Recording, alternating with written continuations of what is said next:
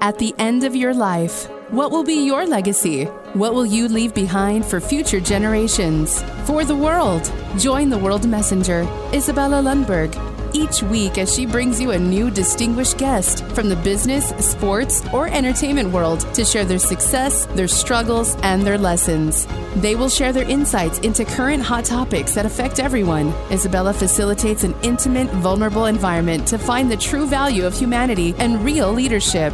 Are you ready for your legacy? The legacy that matters? Hello, my beautiful colleagues and friends. It's Izabela Lundberg here, the World Messenger, and I'm inviting you for another epic episode of Legacy Leader Show. I have a very special guest that is going to enlighten you in three major areas that I think will not only change perspective, how you look at and view things in current economy by specialist economist himself, not only who studied that and it's continuing to influence and impact through universities that he's associated and affiliated with, which I will mention in a second, but also his exceptional leadership and action that he's taking during one of the most difficult, challenging time in his life. With heritage as Ukrainian and with the war that is blazing in Ukraine right now, he is associated obviously as a professor of economics at Netherlands Social Management and Case Western Reserve University, and he's also been affiliated and rector actually of American University in Kiev, which is insane honor and amazing things that he is juggling in addition to all the other roles that he's having. Obviously, with his phenomenal background in education economics from PhD degree in Purdue University, obviously, he's also founded amazing organization to help his fellow Ukrainians, and he's been proactive voice on social media to really depict and let us know what's really going on over there. Founding member of Global Ukraine Foundation, Co-Chair of Ukrainian-American House, which we cannot wait to hear what is this all about. And without further ado, let's have here Roman Sheremeta joining us. How are you, Roman? Well, I'm doing great, Izabela. After that introduction, I hope I can live up to that standard, but thank you for having me on the show. You are absolutely gracious, and thank you again for flexibility and joining us, because we're obviously dealing with a time when it's so many things happening rapidly simultaneously, and ironically, all of happening related to economics today, right? Also, all of the presence or lack of presence of leadership. And then unfortunately, war that is super close to your home, to your loved ones. So with that in mind, do you mind sharing a little bit about how did you even get into economics and field, and how these studies helped you not only to really depict and understand economy, but also in the current time to understand what is going on and how to position for success? Yeah, absolutely. So I was born in Ukraine. To a very lovely family. I had fantastic parents and a very stubborn brother, which, runs in the family. And we, had a lot of opportunities to study. And, the way that my life trajectory progressed, I was a chess player. I was actually a professional chess player till I was 13. And it helped me to develop sort of this analytical mindset. When I participated in math Olympiads, and it, that desire to use analytical tools, analytical thinking, critical thinking to analyze all sorts of things. But out of all the things, I was really intrigued by human behavior. So that's really where I wanted to spend a lot of my time and my brain power. And so given that I was also very analytical, mathematical, and I love the social sciences, economics was a perfect fit. It's a study of choices that people make as they deal with all sorts of things and scarcity and budget constraints, and you have to make critical decisions. And so that's how I became an economist. Moved to Purdue University to get my PhD, worked with some of the most wonderful people, including Vernon Smith, who is a Nobel Prize winner in economics. Worked with him for quite a few years, wrote articles together with him, and became a behavioral economist, experimental economist who actually studies human behavior. And that's how I got the international recognition. That's how what people know me from the scientific world, from the work that I have done in this field. So that's my short path into economics. Oh my goodness. First of all, congratulations, and what an amazing trajectory. But now with everything that is happening, that is affecting everybody globally, and we constantly keep hearing economics are not really looking good on global level. Do you mind sharing your perspective? What do you see? What is happening and where we're going? Well, so there are different things that are triggering our economy, impacting our economy right now. So one of them is we still getting out of COVID. And so we had a number of policies in place during COVID season that were, somewhat questionable, but also they were, at that time we didn't know. It's easy to criticize, once we know how things have developed, but at that time we obviously didn't know how things will develop. And so some of the questionable policies were, too much money has been poured into system, with especially in the United States, and the United States is a very important player on the global market. And so because of that, that created, right now what we call inflation, where the prices are sort of pretty high, and it's difficult to stop that inflation. And also on top of that, we had all the supply chain issues that came from COVID and an inability to trade freely. And so that created its own issue. And so right now, piling up these issues are creating a pretty high prices for, for various goods and services. And the government is trying to fight that with increasing the interest rates, and that creates a pressure on the stock market because the stock market wants to have a lot of cash flowing around and people trading, and the value of the companies are building up. But that's now is much more difficult because of these regulatory policies from the Federal Reserve, from and all over, around the world. And on top of that, if that was not enough, we have a war that has been, started by Russia. The aggression that they have displayed towards Ukraine, an unprovoked invasion of Ukraine. And to be honest, it's close to, a lot of historians that I have read and admired, like Timothy Snyder, calling it an outright genocide because, the discriminatory fires and killing of the civilians, raping of women, castrating men, killing children, these things, they are not, they're not normal. So it's and so that war created a tension in the world, in addition to what we have already had. One of the tension is a very difficult one in terms of the winter and the things that are coming up. And Russia has been one of the most significant suppliers of oil and gas in the world. And Ukraine is one of the most important suppliers of grain and oil in the world. And this is talking about the not the oil that is that we consume on a daily basis, not the fossil oil. And so Ukraine has been again a very global supplier of that, and these supply chains are now stopped.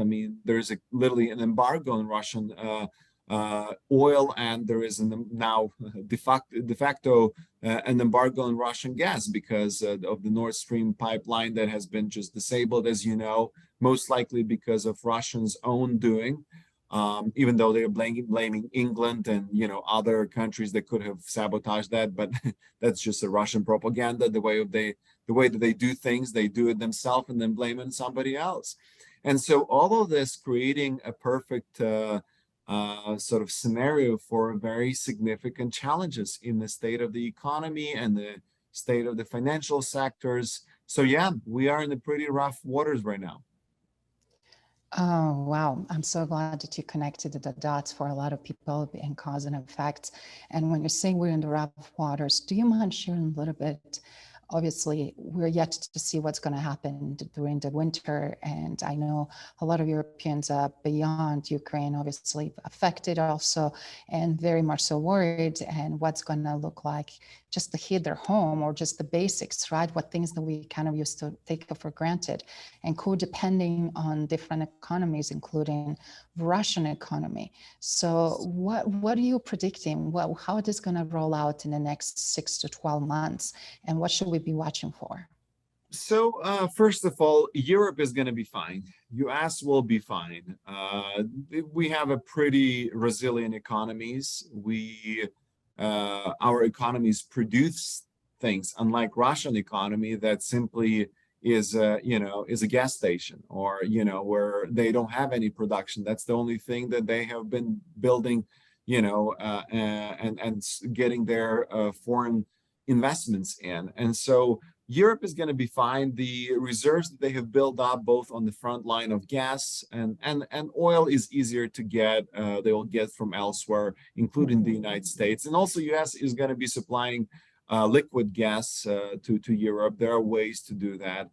Germany, other countries already have pretty much full. They've been preparing for this, so they knew that this is coming. So they have been accumulating a lot of reserves in terms of natural gas, and so they will survive. It may be a little bit rougher than usual, maybe a little bit colder. There could be some restrictions, but overall, I think that this winter will be fine for Europe. The more concerned I am is for Ukraine, because Yes. Russia has just not only the mere availability of these natural resources that are in question for Ukraine, but also Russia has been just simply destroying the infrastructure. I mean, today, if you follow the news, and today is September 30th when we have this recording, Russia has attacked in Dnipro, in Zaporizhia, in Mykolaiv, the critical infrastructure. For example, in Dnipro, they have destroyed half of the public transportation in today's attack. They fired, I believe, 16 rockets. So imagine that. Dnipro is a huge city. It's a 1 million people city, and so you destroyed half of the public transportation. And they have destroyed the pipelines. They have destroyed the water pipelines, the gas pipelines, the critical infrastructure. They have been bombing the dams that hold water. So this is really where my worry is, that even if we have gas, then gas will not be able to get to people through the pipelines, because those pipelines have been damaged and destroyed.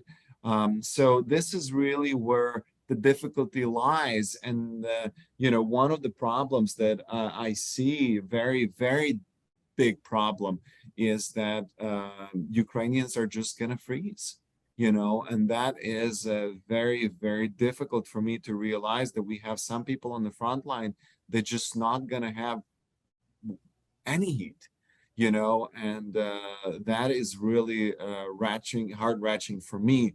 And that's what I'm most of all concerned. But as I said, Europe and US will be fine. The economy will rebound. I mean, it's as soon as we stop the inflation, things will get to normal. I do believe in European economy. I believe in American economy. We are pretty resilient, and that should be a much lesser concern to us at this stage. Thank you for highlighting that, and thank you for stabilizing from your perspective how things going to play out months to come. And now let's zoom a little bit in Ukraine. For a lot of people that obviously we know, a lot of media coverage is literally not existent, and people think that either war is already over or things are happening not to the level that they're happening right now. Do you mind giving us perspective? What is happening right now in Ukraine overall, and where people need the most, and how can others take action to support efforts in Ukraine? Yeah, so thank you for that. This is obviously very heavy for me, because my parents live in Ukraine. My brother is in Ukraine. My aunts, my uncle, all of them are in Ukraine. And so because of that, I'm daily, watching the news. I wake up with the news, go to sleep with the news, and I constantly engage in highlighting this on the social media and different platforms, and just making sure that people stay current and see the atrocities and the things that are happening in Ukraine. So to summarize what's happening right now. Ukraine has been very successful at standing up to Russia. Russia has not been able to achieve any of their objectives, major objectives that they had over Ukraine. In fact, in the past, couple weeks, Russia has lost more territories in Ukraine that they have captured in the past 6 months. Right now, as we speak, their troops are surrounded in one of the large cities, and it's more than 3,000-ish troops, Russian troops in Liman, and they are completely cut out from logistics, and they've been really pushed back on pretty much the entire front, from north to south, and so the only problem is that Russian soldiers, they lack motivation. They have left so much weapons and tanks and military vehicles that in one day Ukraine captured more of this equipment that Germany has provided in the entire time of the war. What Germany has provided in 6 months, that Ukrainians captured from Russia more of that in one day. But then, of course, Russia does have rockets. That's something that they always had, and they have a tremendous quantity of those rockets. And so they have been simply firing at civilian structures. They cannot fight the military.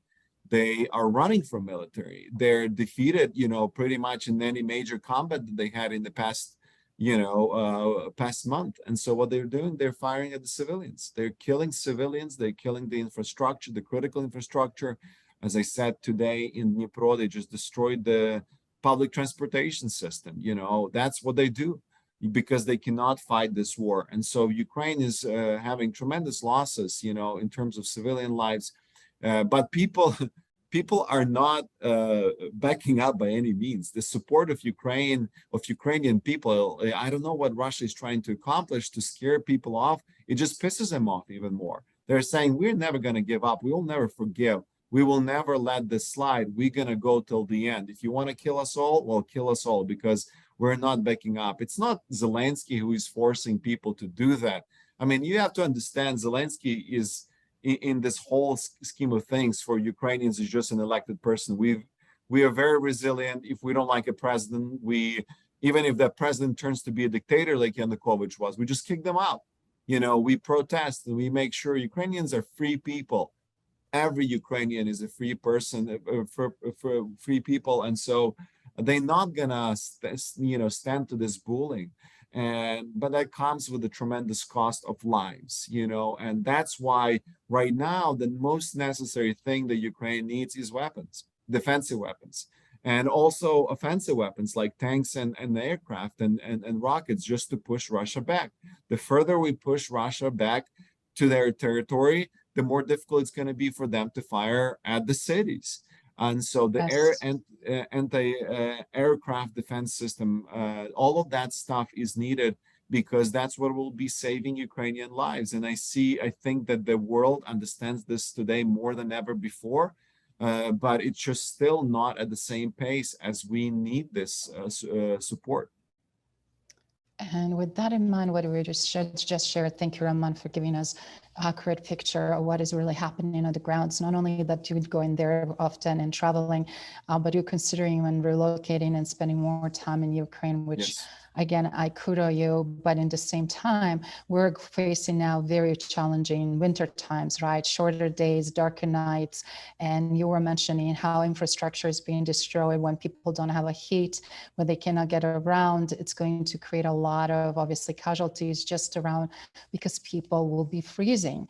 And what would you suggest and recommend for any plans besides, obviously, from military support? What civilians, what Americans, what people, Ukrainians in diaspora and other parts of the world can really do to help and extend their compassion and kindness through really strong action? Yeah. First of all, I just want to thank, I know that you have a large audience, and I want to thank everyone who has been supporting Ukraine, especially on the humanitarian side. This war would not have been where it is right now if it was not for your support, and support in terms of, civilian lives. Also, some of people have donated for bulletproof vests, for helmets, for the defensive equipment that literally saves Ukrainian soldiers' lives and Ukrainian civilian volunteers' lives.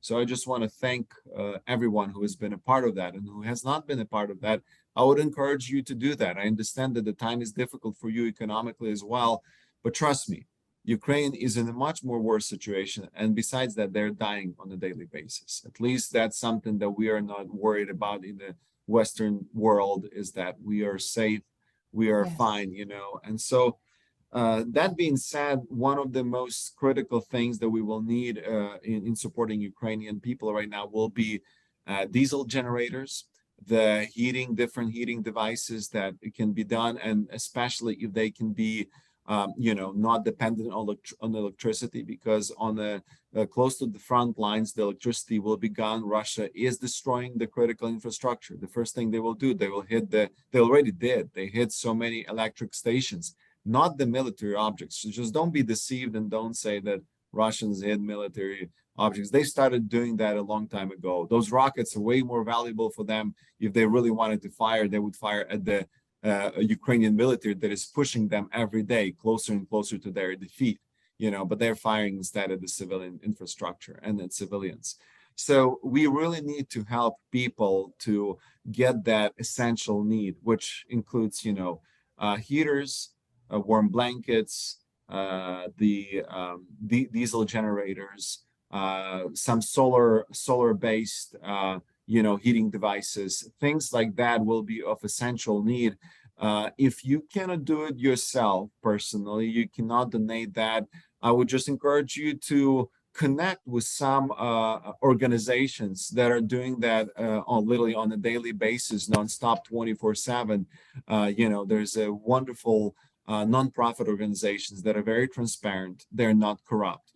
Don't listen to everything you believe on the propaganda saying that everything is corrupt in Ukraine. I mean, I know this system better than anybody else because I actually been invited to work for the government a couple of times, and I'm on the advisory board for President Zelensky, and I understand all the ins and outs. I understand all the corruptions and everything that we try to fight. I'm opening American University Kiev in Ukraine to raise the new leaders of Ukraine so that they will not be corrupt, right? So that they will have the right values. And that's something that we take very seriously. So disregard that, because most of the organizations that are, reputable, like Razom, Poverny Живем, Ukrainian-American House, the organization Global Ukraine Foundation that we have founded. I mean, I can guarantee that every penny goes to where it's supposed to go, because it's very transparent. It's the people like me and others that just very involved in this. We're gonna make sure that every single dime that comes into these organizations goes to people. So that's how you can support personally, by either personally buying these items and transferring them to Ukraine, or joining some organizations that are already doing that. But again, I want to thank you for the support, and if you're considering joining, please do so. That is brilliant. And we will have links and specific NGOs that Roman is collaborating with, that he can vouch for, that money is going again where it's meant to go, so that everybody's, however small or big donations, going to make a huge impact and difference. That is absolutely fantastic. And thank you for highlighting how we can be proactive to support people, specifically as winter is coming. And I know that everybody's very much so concerned with the right reasons for it.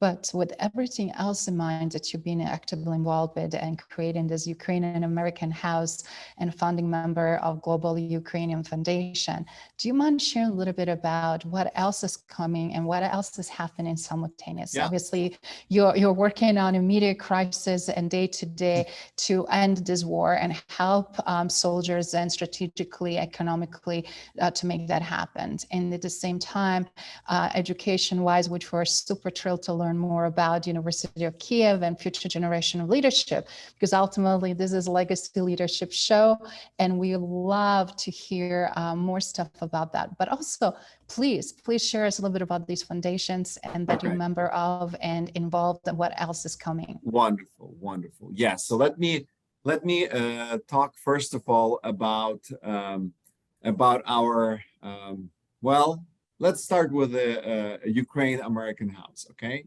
So the Ukrainian-American House was established actually quite a few years ago.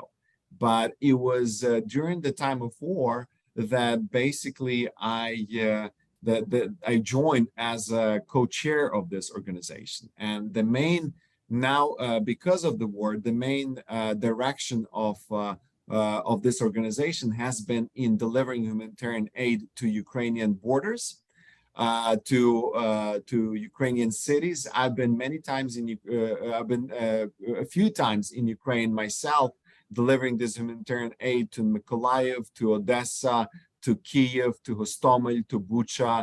These are difficult, very difficult places, especially Bucha, Hostomel, if you've seen that, Mykolaiv. We delivered already more than a dozen ambulances. We have delivered food packages, thousands upon thousands of food packages. We have delivered different different equipment like purifying water stations with a water mission, because in Mykolaiv they don't have access to clean water, period. Because of the destruction that has happened, Russia just fired at the purifying stations in Mykolaiv. I personally witnessed a line of 300 people standing for water, screaming and trying to get that water. I mean, you're going to go today and you're going to take your shower. That's a drinking water, literally. I mean, you will never drink it.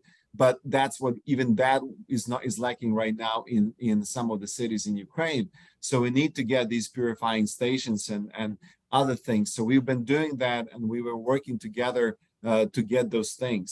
And besides that, there's also refugees that are in Ukraine and from Ukraine that came to the United States. So we have been working with different NGOs and other groups to help these refugees to cross the border. At one point of time, there was a crossing from Mexico to the US. We actually were working with Parasoika, another organization, or doing those crossings and helping people to cross the border. So this is what the Ukrainian-American House is all about. It's about hands-on humanitarian aid to Ukrainian people. Now, the Global Ukraine Foundation, that's a different story, because we need to think strategically into the future. Ukraine will win the war. Things will get better. We will get to some sort of normalcy in the future. And so basically what we're going to do next is that we will need to rebuild Ukraine. We will need to rebuild Ukraine, and we will need to do everything that we can in order to rebuild Ukraine. So for that reason, we have built a foundation that is again, we are not the only one. There's other foundations like this, but this is one of the foundations that we have built that will bring venture capital, businessmen, big investors who are ready to invest into Ukraine. So right now we already have our people that have joined our initiative operate or manage over $10 billion of assets. One of the venture capitalists that have joined us, he already committed from his organization $50 million to invest into Ukraine.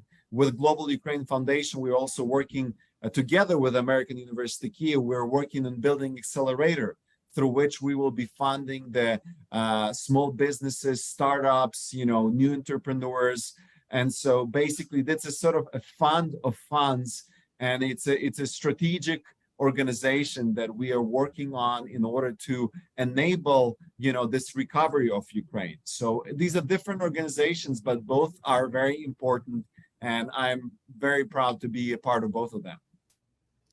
That sounds outstanding. Seems like you have a pulse, Roman, on things, not only what's going on currently, but also what demands and expectations and things that we will need to have and prepare for the future. And with that in mind, wide range of point of entry is something that you can immediately take action, everybody that is watching and listening, but also follow Roman and engage with him, and also be able to help in the future down the road when everything is, as Roman said, going to be focused on rebuilding economy and rebuilding infrastructure of his country. So with that in mind, Roman, you obviously your war started for it's months that just keep adding over and over. When we think about it, in the beginning of the year, nobody expected what's going to happen, right? Yeah. And then the continuation of the war and conflicts, and as you mentioned earlier, propaganda and disinformation. As a result, so many people were a little bit hesitant or a lack of coverage. Could you please share from your perspective some of the basic things that anybody can really do? Because a lot of times we get overwhelmed when we get a lot of information, and it's like, where do we start? Some of the advice from people, again, that is in diaspora, for people that is never been in that situation but wants to help, or has a general interest or heritage, or just simply as a human being who really wants to extend their hand. And then also any advice that you can give, because people are also seeking for guidance. They're seeking for great leadership like yourself. So if you don't mind sharing that also from your leadership perspective. Yeah, thank you, Izabela. So this is a very, very important question, right? So how do we as a world, as a society, as people engage in this fight for freedom, fight for survival of the nation? This is probably one of the most, and I don't want to diminish any of the conflicts that have been happening for a long time. Obviously, we care for all the people, what is happening right now in Iran, and the amazing, incredible stance of the women that has inspired so many people. And there's other things that are happening, but I do think that this is just Ukrainian war right now is in such a greater scale because of the enemy that we face, and that enemy is obviously an incredibly powerful enemy that Ukraine has demonstrated that can be beaten and will be beaten. Because we as the world, we cannot allow this to happen, because if this can be done to Ukraine, why cannot be done to other countries? I mean, or anywhere else where a dictator can go and just say, hey, this is my territory, we cannot allow this sort of thing. So as a world, as a people, as leaders, what should we do? Well, first of all, we should stand in the information side, right? So maybe not all of us can go personally do volunteering work and stuff like that, but we have a platform, especially if there are some people who are in the leadership positions who are listening this podcast today. You have a platform, you have a tremendous influence, and people listen to you, and so you can stand up and be a part of this informational or fighting against disinformation and informational warfare, because that's something that, I mean, even just yesterday, Facebook has uncovered a huge troll factory of bots that have been working for Russia and just building these false narratives and propaganda. I mean, you heard themselves. I mean, like, how many false narratives have you heard about, laundering of money of Zelensky, about, there have been Nazis in Ukraine, and these, that's why Russia is fighting, about, Russia is attacked Ukraine because, of NATO. I mean, even today, Putin blamed NATO, as if it's just a ridiculous part for me, because I know that I've been in Ukraine, and the support for NATO was 10% from Ukrainian side before the annexation of Crimea. Ukrainians did not want to join NATO because they didn't want to fight, and being in NATO already means that, you have to engage in some of the conflicts to, send your soldiers. But after the annexation of Crimea, 50% of Ukrainians said they want to join NATO. And today, more than 90% are want to join NATO. And even today, Zelensky already gave an application to NATO, so it's a false narrative that, that Kremlin has been building, and people became victim of that propaganda. And so we as a community, we can stand up. And the most reliable source of information would be, I personally would follow the spokes leaders. I wouldn't even listen as much to the media, either West or even Ukrainian media. Definitely not Russian media, because that's a complete propaganda there. But, if you follow the leaders, the people who are on the ground, the first eyewitnesses, those are the people that will tell you as it is. They have a reputation to care about. They have they obviously are important players. They're important leaders, and there's I can give you 100 names of people that I would say you should listen to them. These people have something to say, and they will objectively tell you how it is. Then that's one way that we can engage, is just by being proactive in our sharing and coverage of Ukraine. Besides that, another one is, yes, if you can be a part of some organization that actually, and I've met hundreds of people that have founded organizations, even smaller ones that are already collecting, medical supplies, different humanitarian aid, and just sending it to Ukraine, that have partnered with bigger organizations who can send over the, airplanes and cargo ships. And so if you can do that, partner with somebody, if you can, start something, do that. But the best way is to partner with somebody and become a partner in this. And the third thing is, of course, I would invite all of you, as time and safety allows to you, to come to Ukraine and become part of the rebuilding of the process of rebuilding Ukraine. We have cities that have been literally leveled down. We have people that lost everything. And if you want to be a part of something special that you'll remember for the rest of your life, just come, look in the eyes of people, hug them, cry with them. I've done this many times, and help them to rebuild their house. Be a volunteer, dedicate a month of your life to go and actually do that. So there's many levels on which we can do this, both as leaders, as a spokesman, and as a volunteer. Remember that one of the biggest quotes for me is, of Jesus Christ, who actually said that, look, being the King of Kings, he said, I came to serve. And the greatest of one is the one who serves, not the one who, the best leader is the one who actually shows by example and by serving others. So that's my advice. Wow, such a powerful share, Roman. And for everybody watching and listening, as Roman pointed out, we are calling more than ever for servant leadership and extending that hand. If you're not in position to donate, or you're not in position to do so many things independently, you can actually build community and involve your community, and also connect to all of these NGOs that we will be listing in description on this podcast that Roman will share with us, where you can get involved. But also, I will highly urge you to get in touch with Roman. I know he's extremely busy. Start following him on LinkedIn, start reading his posts, engage that way, be informed, know who is the source and what is happening, because frankly, I'm following Roman and getting such a valuable perspective on a daily basis, because I tuning out all the noise, all the propaganda, and as a result, I feel like much more informed and leveled, and I know now where to go and what to do and who to associate with, like Roman pointed out. Thank you. Absolutely. Roman, obviously yourself, before even war started, you created tremendous trajectory. Your leadership has been exceptional. Your brilliant mind, not beyond economy, obviously, and economics, to discuss, to really look at what's going on the global scale. But with everything that just happened, you are obviously leading so many people that need that strong leadership and presence. And you already carved tremendous legacy. But with moments when we're humbled, when we're sitting and reflecting, I know you have so much in your bucket list and so much yet for you to do. What would be some of the most inspiring things for everybody watching and listening?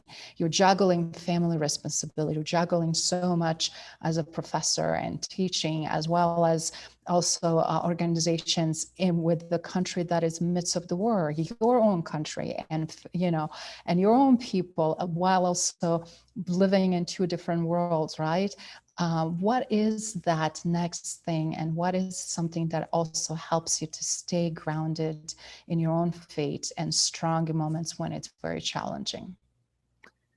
Yeah, so I thank you so much, and thank you for raising such an important question of personal leadership, and also just make an impact, right? I mean, think about your life. It's just a period, a short period on this earth, right? If you look at all the tombstones that are in the graveyards, there's a year where a person was born and the year that was person died, and then there's just a dot or like a dash in between. That's your life, right? That's where you have that time, and you need to live a life that will count for something, right? That you need to stand for something much bigger than yourself, because otherwise it's just what's the reason to live, right? And so I think the most important thing is, for me at least personally, has been that idea that I want to impact people. I want to help people to reach their potential. And to be honest, that's one of the reasons why I agreed to become a founding rector of American University Kyiv. For me, this is where I really have been trained all my life to get these different skills, and getting American education, getting my PhD, becoming an economist, and now I can actually build and invest into the future leaders of Ukraine. So basically our vision of our university is to create the leaders, the future leaders of Ukraine, that through teaching them, through educating them, through research, and through addressing some societal changes. But really, at the end of the day, we want to create leaders that will lead Ukraine into the future. And so this is what I'm tasked with. I have this time that I want to invest into the future leaders. So one of the things that I would just encourage everyone is to invest into future leaders. So whether it's in your company, whether it's in your personal life, find somebody that you can mentor, that you can grow, so that when you are, that you can pass on that baton, that legacy of leadership to somebody else. And that mentorship can be one-on-one, it can be, group mentorship, but just be very intentional about growing leaders, because the leaders will change the world. They will, in my case, they will rebuild Ukraine. They will basically do something that I cannot do it. I'm just not going to be able to do that. I'm not going to be able to be everywhere and do all the things, but people that I'm going to impact, they will be able to do that. And so for me to be a part of their life and creating their legacy, I'm touching, and becoming part of something that they will do in the future. So I think that's the best thing you can do in life. That is fantastic. What amazing, again, legacy and a desire to make a huge, tremendous difference.